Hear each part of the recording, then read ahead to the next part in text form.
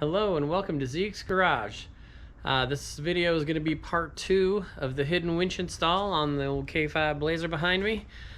My daughter's got to borrow this thing, or I got to drive it next week.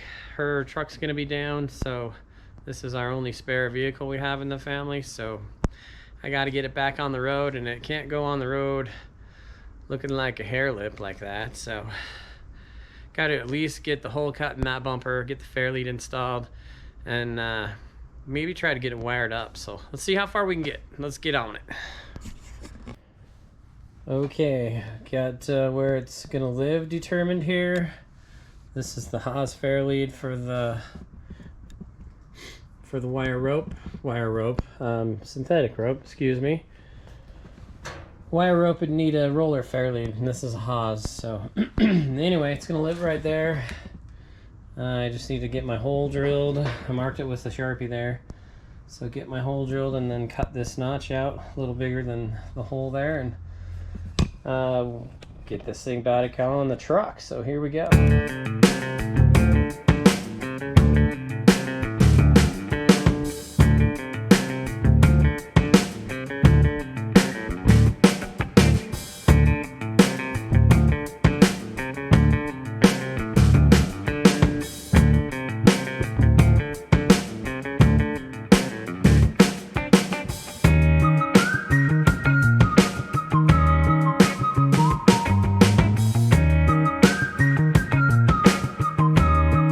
So I cut the 2 slots and then cut this on an angle, as you can see there. Bent them up, and then I'm just going to cut this off, and I'll clean up the edges a little bit and see how that fairlead fits.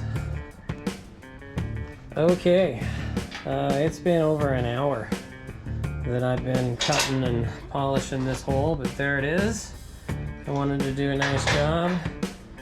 My father always taught me that if you're going to put your name on it, make sure it's a nice job and it's done right and done well. So there it is. And this is my my bumper off of the donor truck here. That guy. I've even got a better bumper that's off of this guy, but I didn't want to cut my good bumper up here. But I'm doing this nice job. You know, this guy's bent. But I'm doing as nice a job as I can here. And then when you've got this thing all mounted up here, you wanna feel in this hole to make sure that your sharp edges, I mean, this guy is a good 1/8 of an inch beyond the edge of the roller fairlead. Yeah, I'd say it's a 1/4 here on top, but this moves around enough that I can divide it to where it's all gonna be about an 1/8. But yeah, as long as the winch cable isn't going to get caught. And I've gone around this thing, the bumper on both sides, and made sure it's nice and smooth to the touch, so there's no jagged edges that'll snag on that nylon rope. So do a nice job, it's worth it. And it was really boring, so I didn't video it all, but there's the end result. Now I'm going to bolt this thing on and hang this bumper.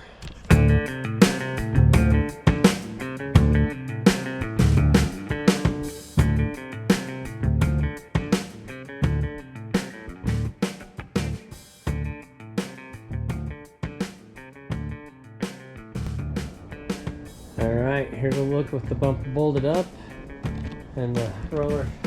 Man, I keep screwing that up. Haas fairlead on it. Looks pretty good, especially for that old bend up bumper. I'm gonna have to get the steel wool out and fix up a few areas of rust on this thing before I'm gonna be happy with it. But hey, it's got a bumper again. Looking good. Now we'll get to wiring. Okay, we're all set up on the bench here. Got everything laid out for the electrical. I kind of mocked this up here in the box. She's still loose, so I can thread, you know, cables up through there and hook them on and all that fun stuff. So those guys are pretty short. I'm wondering where I've got to mount this box, because there's 4 wires that go to the winch from the solenoid box directly And then there's 2 wires, one from the winch and one from this, that go to the battery. So I got the old lid open here, and the wiring to the winch is on the battery side here, which is kind of nice. So I'm thinking I'm just going to come up maybe around where that lower radiator hose is and try to mount this solenoid box somewhere in here. The problem with mounting your solenoid box is it has to be handy, because this is where your controller, your winch controller, plugs in right here. Now it's just on this little electrical stuff to the pins here, which makes it easier to move than, say, the battery size cables. So I could pull that out, seal this hole for sure, and move that winch controller connector to almost anywhere in this engine bay to where it's handy. Maybe over here on the driver's side somewhere. These inner fenders are going, so I don't really want to mess with them. I could mount it somewhere so it sticks through the grill area or even in the bumper. So looks like I've got some figuring some stuff out to do. So yeah, let me give that some thought and I'll get back to you guys.